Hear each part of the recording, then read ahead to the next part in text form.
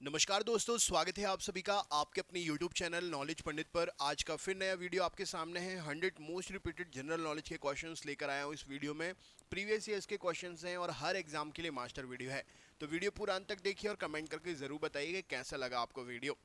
सबसे पहला प्रश्न आपसे पूछा गया है, इनमें से किस विद्वान को भूगोल का पितामह कहा जाता है या पिता कहा जाता है? तो हिप्पोक्रेट्स को राइट आंसर हो जाएगा इस प्रश्न के लिए। भूगोल का पिता कहा जाता है हिप्पार्कस को। नेक्स्ट क्वेश्चन है, निम्न में से कौन बेमेल है? तो यहाँ पर ऑप्शनल क्वेश्चन था, डायरेक्ट आंसर दिया है। अहमदाबाद लौह इस्पात के लिए नहीं, अहमदाबाद जो है वो कपड़ा उद्योग के लिए प्रसिद्ध है। भारत की सबसे बड़ी नदी घाटी परियोजना कौन सी है? तो भाखड़ा परियोजना भारत की सबसे बड़ी नदी घाटी परियोजना है। अनार के उत्पादन में इनमें से कौन प्रथम स्थान पर है? तो जोधपुर अनार के उत्पादन में प्रथम स्थान पर है। सर्वाधिक प्रोटीन किसमें पाया जाता है? तो सोयाबीन में सर्वाधिक प्रोटीन पाया जाता है। दक्षिण गंगोत्री कहाँ पर स्थित है? तो अंटार्कटिका में भारत का शोध केंद्र है दक्षिण गंगोत्री, जो कि स्थित है। पृथ्वी की आंतरिक संरचना की विश्वसनीय जानकारी का सबसे प्रमुख स्रोत क्या है? तो भूकंप विज्ञान प्रश्न का सही उत्तर हो जाएगा। निम्न में से किस फसल को सफेद सोना कहते हैं? तो कपास प्रश्न का सही उत्तर है। नीम, आम, बड़, गूलर आदि वृक्ष कौन से क्षेत्र में पाए जाते हैं? तो प्राकृतिक वनस्पति क्षेत्र में पाए जाते हैं या आते हैं। सबसे बढ़िया कोककारी कोयला कहाँ से प्राप्त किया जाता है? तो झरिया धनबाद से सबसे बड़ा कोककारी कोयला कोकिंग कोल प्राप्त किया जाता है। निम्नलिखित में से कौन सा ऊर्जा का वाणिज्यिक स्रोत नहीं है? तो समुद्री ऊर्जा ऊर्जा का वाणिज्यिक स्रोत नहीं है। राजस्थान की सीमा किस पड़ोसी राज्य से सबसे अधिक लगती है? तो मध्य प्रदेश प्रश्न का सही उत्तर है। तबा नदी किसकी सहायक नदी है? तो यह नर्मदा की सहायक नदी है। एडमंड हिलेरी एवं तेंजिंग नॉर्गे द्वारा विश्व की सर्वोच्च चोटी माउंट एवरेस्ट पर सबसे पहले कब विजय प्राप्त की गई थी? तो 1953 में विजय प्राप्त की गई थी। बाकू खान जिसके लिए प्रसिद्ध है वह कौन से खनिज है? तो बाकू खान जो है खनिज तेल के उत्खनन के लिए प्रसिद्ध है। विश्व का सर्वाधिक ऊंचाई पर स्थित पठार कौन सा है? तो तिब्बत का पठार प्रश्न का सही उत्तर है।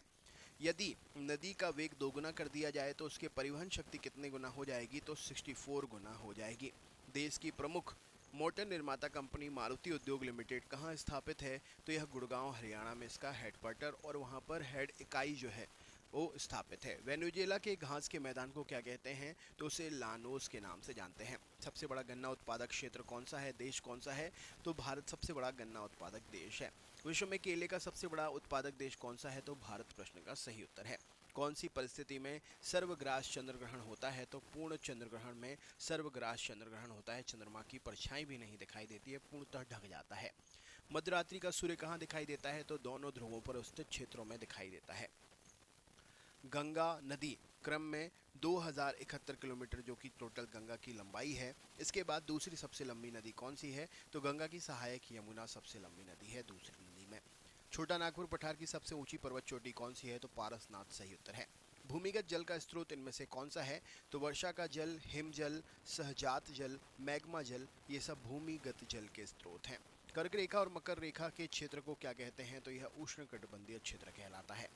धरती के तल का लगभग कितने प्रतिशत भाग पानी है? तो 71% भाग पानी है। मकर संक्रांति को सूर्य की किरणें लंबवत कहाँ पर पड़ती हैं? तो मकर रेखा पर पड़ती हैं।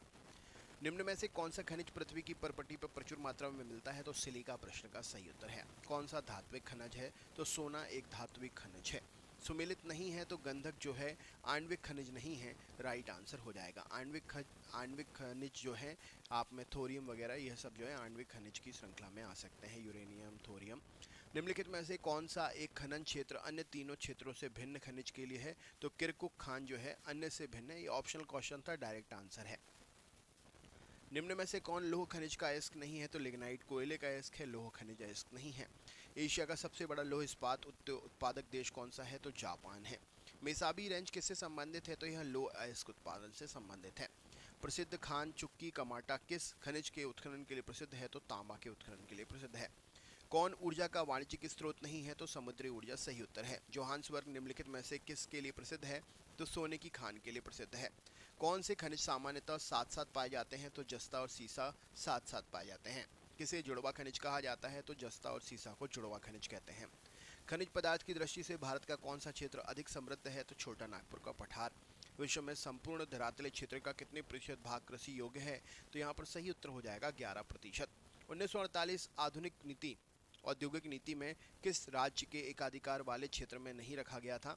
तो कोयला उत्पादन को एकाधिकार राज्य के एकाधिकार क्षेत्र में नहीं रखा गया था। पाकिस्तान के समुद्री तट का भौगोलिक नाम क्या है? तो मकरान तट है। भारतीय कृषि अनुसंधान परिषद के अनुसार भारत में कितने प्रकार की मिट्टियां पाई जाती हैं? तो 8 प्रकार की मिट्टियां पाई जाती हैं। क्षेत्रीय विस्तार और कृषि के महत्व की दृष्टि से भारतीय मिट्टियों के कितने प्रमुख वर्ग हैं? तो 4 प्रमुख वर्ग हैं। भारत की सर्वाधिक महत्वपूर्ण मिट्टी कौन सी है? तो जलोढ़ मिट्टी सर्वाधिक महत्वपूर्ण मिट्टी है। भारत के विभिन्न क्षेत्रों में विभिन्न प्रकार की मिट्टी पाई जाती है, इसका प्रमुख कारण क्या है? तो जलवायु संरचना और उच्चावच की विविधता इसका मुख्य कारण है। भारत के उत्तरी मैदान में किस मिट्टी का विस्तार अधिकतम है? तो जलोढ़ मिट्टी का विस्तार अधिकतम है। नवीन जलोढ़ मिट्टी को किस नाम से जाना जाता है? तो इसे हम खादर के नाम से जानते हैं। पुरानी जलोढ़ मिट्टी को किस नाम से जानते हैं? तो बांगर के नाम से जानते हैं। सर्वाधिक समृद्ध मिट्टी कौन सी है? तो लाल मिट्टी सही उत्तर है। गंगा के मैदानों की पुरानी कछारी मिट्टी क्या कहलाती है? तो बांगर कहलाती है। किस प्रकार की मिट्टी के लिए न्यूनतम उर्वरक की आवश्यकता होती है? तो जलोढ़ मिट्टी सही उत्तर हो जाएगा। भारत के समस्त भाग का कितना प्रतिशत जलोढ़ मिट्टी से आच्छादित है? तो 24% सही उत्तर है।